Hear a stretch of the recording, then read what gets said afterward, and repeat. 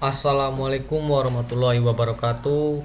Nama saya Emang Gus Al-Rafi dengan NIM 80201902116. Di sini saya akan mempresentasikan pemrograman berorientasi objek. Yang pertama ada apa yang dimaksud dari istilah instansi pada PBO. Instansi pada PBO adalah pemrograman berorientasi objek bermaksud untuk memecahkan masalah programming mirip dengan cara berpikir manusia dan bagaimana manusia berinteraksi dengan dunia. Kita telah melihat bagaimana masalah programming dipecahkan dengan membaginya menjadi instruksi kecil yang diringkai menjadi suatu kesatuan tugas. Cara ini disebut juga dengan pemrograman berdasarkan prosedur. Pada pemrograman berorientasi objek, kita membagi masalah pemrograman berdasarkan objek atau sesuatu benda. Objek ini diibaratkan seperti makhluk hidup, yaitu memiliki ciri-ciri fisik dan juga perilaku. Dalam pemrograman berorientasi objek, ciri-ciri fisik ini disebut juga sebagai atribut. Pada dasarnya berisi informasi tentang objek tersebut, sedangkan perilaku disebut sebagai metode, yaitu bagaimana suatu objek bertindak atau melakukan sesuatu. Yang kedua, apa ciri-ciri dari kelas yang bersifat abstrak? Nih, ciri-ciri bersifat abstrak. Abstrak kelas tidak bisa dibuat objeknya. Objek hanya bisa dibuat dari non-abstrak kelas concrete class. Konsekuensinya, suatu abstrak kelas harus diturunkan di mana pada subkelas tersebut berisi implementasi dari abstrak method yang ada di superkelasnya. Bila subkelas yang diturunkan dari abstrak kelas tidak mengimplementasikan isi semua metode abstrak parent class, maka subkelas tersebut harus tetap dideklarasikan abstrak, dan deklarasi metode abstrak pada subkelas tersebut boleh tidak dituliskan kembali. Contoh kelas abstraknya. Lanjut, berikutnya apa maksud dari metode yang bersifat abstrak?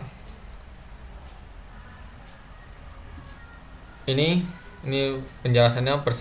Bersifat abstrak metode adalah sebuah metode dasar yang harus diimplementasikan ulang di dalam kelas anak.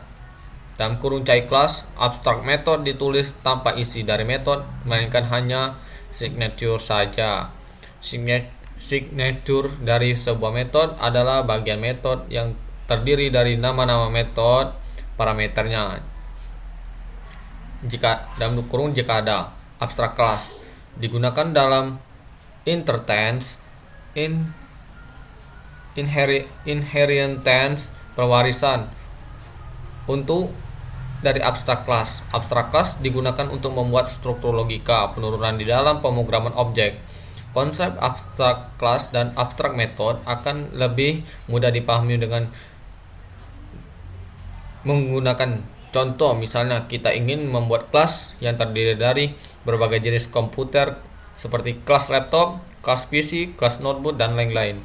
Seluruh kelas ini tentunya memiliki sifat-sifat komputer seperti spesifikasi, memiliki prosesor, dan membutuhkan listrik dalam implementasinya.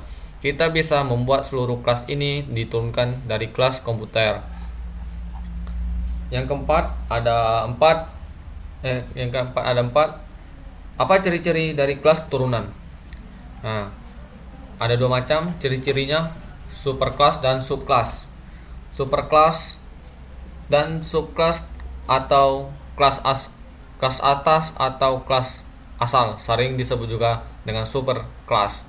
Base class atau parent class, sedangkan kelas turunan sering disebut dengan child class.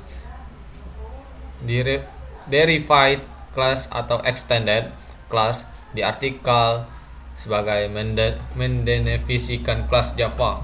Terdapat contoh program mendefinisikan kelas baru persegi panjang adalah bangun datar yang mempunyai isi panjang dan lebar sebagai data field. Dari data field panjang dan lebar ini mendapatkan ditentukan keliling dan luas dari persegi panjang. Misalnya Anda ingin membuat kelas baru, yaitu kelas balok. Balok adalah bangun ruang mempunyai sisi panjang, lebar dan tinggi sebagai data field. Dari data field panjang, lebar dan tinggi dapat ditentukan volume balok. Untuk memudahkan dan mempersingkat definisi kelas balok, Anda dapat menggunakan atau memanfaatkan kelas persegi panjang sebagai super kelas dari subkelas balok. Yang terakhir ada apa maksud dari metode override. Di sini ada dua macam, ada overriding sama overriding. Kelas mewariskan ada pada inheritance disebut superclass, yang diwariskan adalah subclass. Jika ketika superclass ini memiliki metode, kemudian metode ini dideklarasikan subclass, maka disebut dengan metode overriding.